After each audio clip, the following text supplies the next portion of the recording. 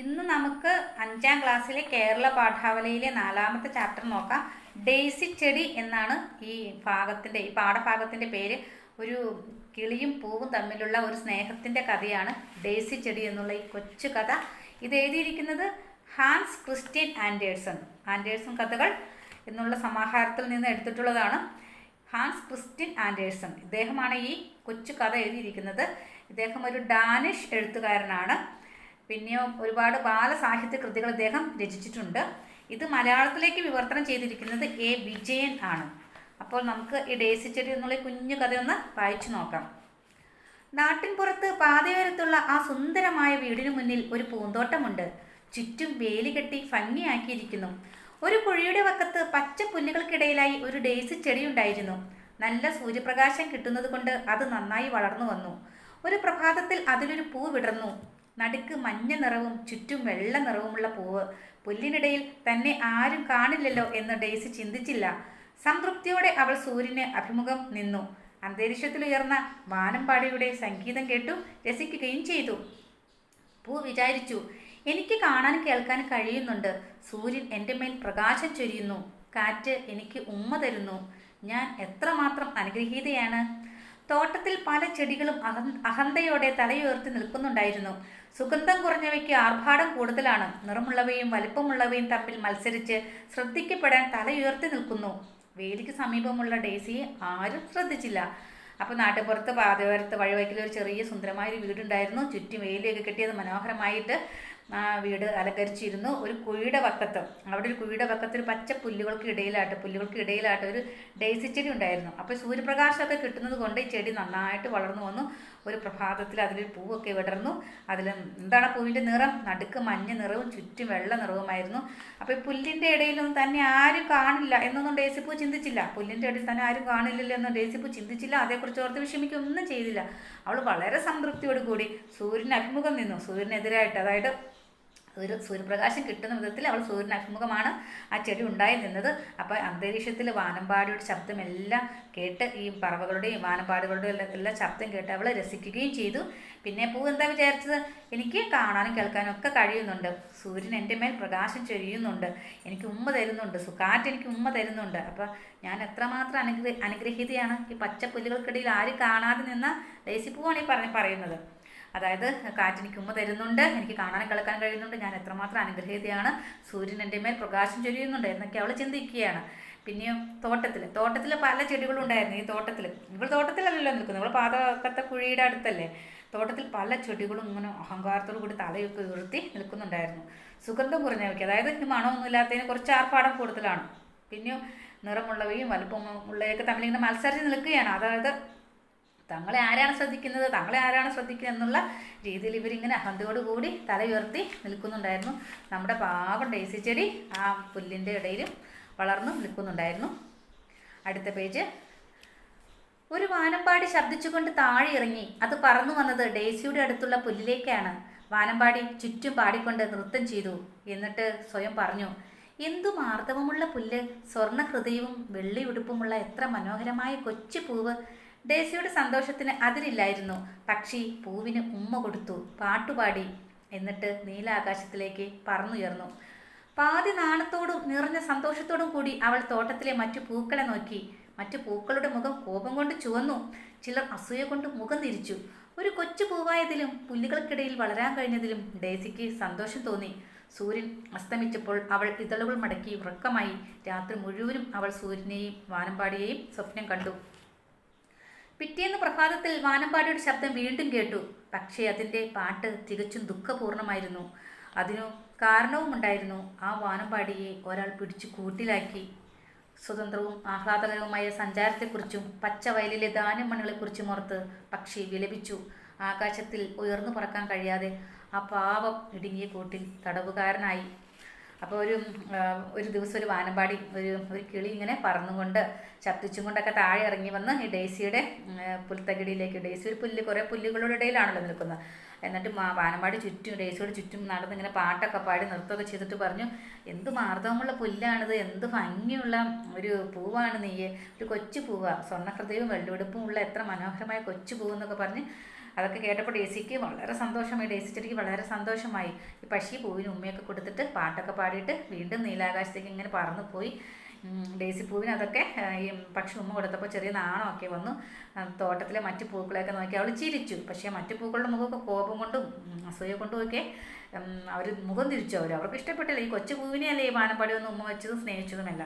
അപ്പം ഇവർക്ക് ഈ ഡേസിക്ക് കൊച്ചു പൂവാണെങ്കിലും പുല്ലുകൾക്കിടയിൽ വളരാൻ കഴിഞ്ഞതിലൊക്കെ അവൾക്ക് വളരെ സന്തോഷവും തോന്നി.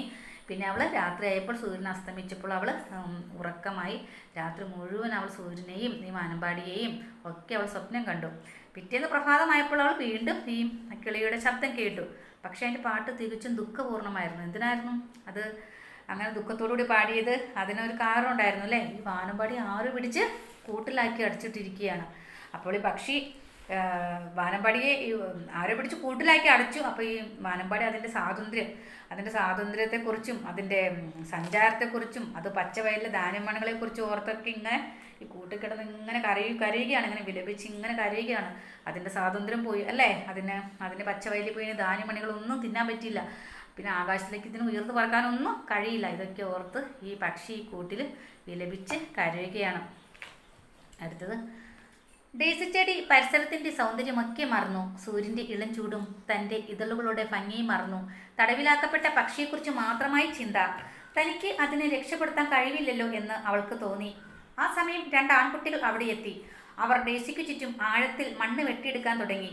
അങ്ങനെ പുൽത്തകിടിയോടൊപ്പം ഡേസി കിളിയുടെ കൂട്ടിലെത്തി.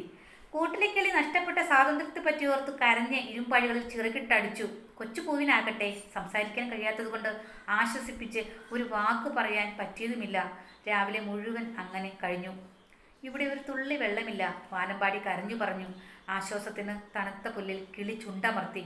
എന്നിട്ട് ഡേസിയുടെ നേർ നോക്കി തലകുനിച്ചു പറഞ്ഞു, പാവം പൂവേ, നീയും ഇവിടെ കിടന്ന് കരിഞ്ഞു പോകുമല്ലോ. എനിക്കുണ്ടായിരുന്ന വലിയ ലോകത്തിന് പകരം നിന്നെയും ഈ പുൽത്തകിടിയെയും അവർ എനിക്ക് തന്നു. ഒരു പുൽനാമ്പ് എനിക്കിപ്പോൾ വൻ മരമാണ്. നിന്റെ ഓരോ ഇതളും എനിക്കൊരു പൂവാണ്. കഷ്ടം, എനിക്ക് നഷ്ടപ്പെട്ടതിൻ്റെ വില ഞാൻ ഇപ്പോൾ അറിയുന്നു. എനിക്ക് പക്ഷിയെ ആശ്വസിപ്പിക്കാൻ കഴിഞ്ഞെങ്കിൽ, ഡേസി വിചാരിച്ചു. വൈകുന്നേരമായി, എന്നിട്ടും ഒരു തുള്ളി വെള്ളം പോലും കിളിക്ക് കൊടുക്കാൻ ആരും എത്തിയില്ല. ചിറകുകൾ വിടർത്തിയത് ഭ്രാന്തമായി പിടഞ്ഞു. അതിൻ്റെ പാട്ട് വിലാപമായി മാറി. തല പൂവിന് നേരെ ചാഞ്ഞു. ദാഹം കൊണ്ടും മോഹം കൊണ്ടും ഇതിൻ്റെ ഹൃദയം പൊട്ടിയിരുന്നു. ഡേസിക്ക് തലേന്നത്തെ രാത്രി പോലെ ഇതളുകൾ മടക്കി ഉറങ്ങാൻ കഴിഞ്ഞില്ല.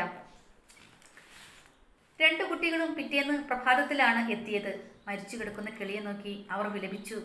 ഒരു ശവക്കുഴി ഉണ്ടാക്കി അത് പൂക്കൾ കൊണ്ട് അലങ്കരിച്ചു. ഒരു ചുവന്ന പെട്ടിയിൽ പക്ഷിയുടെ ശരീരം വെച്ച് ശവസംസ്കാരം നടത്തി. പുൽത്തട്ട് ഡേസി ചെടിയോടൊപ്പം അവർ നിരത്തിലേക്ക് വലിച്ചെറിഞ്ഞു. പക്ഷിയെ സ്നേഹിക്കുകയും സാന്ത്വനപ്പെടുത്താൻ ശ്രമിക്കുകയും ചെയ്ത പാവം പൂവിനെക്കുറിച്ച് ആരും ഓർത്തില്ല. എന്താണ് പിന്നെ സംഭവിച്ചത്? ഈ ഡേസി ചെടിക്ക് ഇത് കണ്ടപ്പോൾ ഡേസി ചെടിക്ക് ആകെ വിഷമമായി അല്ലേ? അവൾ ഇത്രയും ദിവസം അവൾ നല്ല സന്തോഷത്തോടു കൂടി ഇരുന്നതാണ്. പിന്നെ അവൾ ഈ കിളിയെ പിടിച്ചിങ്ങനെ കൂട്ടിലാക്കപ്പെട്ടത് കണ്ടപ്പോൾ അവൾ ഈ പരിസരത്തിന് സൗന്ദര്യമൊക്കെ മറന്നു. പിന്നെ സൂര്യൻ്റെ ചൂടും തൻ്റെ ഭംഗിയെക്കുറിച്ചൊക്കെ അവൾ മറന്നു. പിന്നെ അവൾ ചിന്തിച്ചത് കിളിയെക്കുറിച്ച് മാത്രമാണ്, തടവിലാക്കപ്പെട്ട പക്ഷിയെക്കുറിച്ച് മാത്രമാണ്. അതിനെ രക്ഷിക്കാൻ കഴിവില്ലല്ലോ എന്നും അവൾക്ക് അതിനെ രക്ഷിക്കാൻ വേണ്ടിയിട്ട് കുഞ്ഞുപൂനൊന്നും ചെയ്യാൻ കഴിയില്ല അല്ലേ? അവളിങ്ങനെ വിലപിച്ചു. അവളും വിഷമിച്ചു. കാരണം രക്ഷപ്പെടുത്താൻ അവൾക്ക് കഴിയില്ലല്ലോ എന്ന് കരുതി. ആ സമയത്ത് 2 ആൺകുട്ടികൾ അവിടെ വരികയാണ്. അവർ എന്ത് ചെയ്യുന്നത്? ഈ കൂട്ടിലിടാൻ വേണ്ടിയിട്ട് ഈ 2 ആൺകുട്ടികൾ ആണ് ഈ പക്ഷിയെ കൂട്ടിലടച്ചത്. അപ്പോൾ ഈ ഡേസിക്ക് ചുറ്റും ഉണ്ടായിരുന്ന മണ്ണൊക്കെ അവർ വെട്ടിയെടുക്കാൻ തുടങ്ങി. അത് ഈ ഒരു പുൽത്തകിടി പുല്ലുകൾ നിറച്ചുണ്ടായിരുന്നല്ലോ. അപ്പോൾ അത് പുൽത്തകിടി പോലെ ഈ കൂട്ടിൽ വെക്കുവാൻ വേണ്ടിയിട്ട്, കിളിയുടെ കൂട്ടിൽ വെക്കുവാൻ വേണ്ടിയിട്ടാണ്. കിളിക്ക് ഒരു സന്തോഷമായിക്കോട്ടെ എന്ന് കരുതിയാണ് അവർ ഈ പുൽത്തകിടി പോലെ ആ പുല്ല് അതൊക്കെ കിളച്ചെടുത്ത് വെച്ചത്. അപ്പോൾ അതിൻ്റെ കൂടെ ഡേസിയും പെട്ടു. ഡേസി പുൽനാമ്പുകൾക്കിടയിലാണല്ലോ വളർന്നു വന്നത്.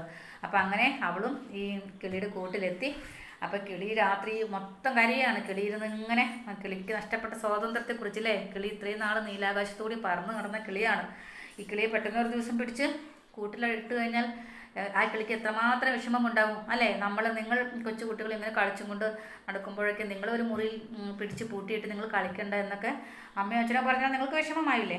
അപ്പോൾ അതേപോലെ തന്നെ ഈ കിളിക്കും വളരെ വിഷമമായിട്ടത് കരഞ്ഞുകൊണ്ട് കിളിയുടെ സ്വാതന്ത്ര്യം നഷ്ടപ്പെട്ടു. അതിന് ചെറുകടിച്ച് പറക്കുവാൻ കഴിയില്ല. ആ കൂട്ടിൽ തന്നെയാണല്ലോ ഇനിയുള്ള തൻ്റെ ജീവിതം എന്ന് ഓർത്ത് അതിങ്ങനെ കരയുകയാണ്. ഇരുമ്പിൻ്റെ അഴികളാണ് ആ കൂട്ടിലൊക്കെ ഇങ്ങനെ ചിറകിട്ടടിച്ച് കരയുകയാണ്. കൊച്ചു പൂവാണെങ്കിലോ ഡേസി പൂവിനൊന്നും സംസാരിക്കാൻ കഴിയില്ലല്ലോ. അപ്പോൾ അതുകൊണ്ട് ഒരു വാക്ക് പറയാൻ അതിനും പറ്റിയില്ല. അപ്പോൾ അങ്ങനെ മൊത്തം ഇവരിരുന്ന് ഈ കിളി ഇരുന്ന് കരയുകയാണ്, കുഞ്ഞു പൂവിരുന്ന് വിഷമിക്കുകയാണ്. പിന്നെ വാനമ്പാടി പറയുകയാണ് ഒരു തുള്ളി വെള്ളം പോലുമില്ല.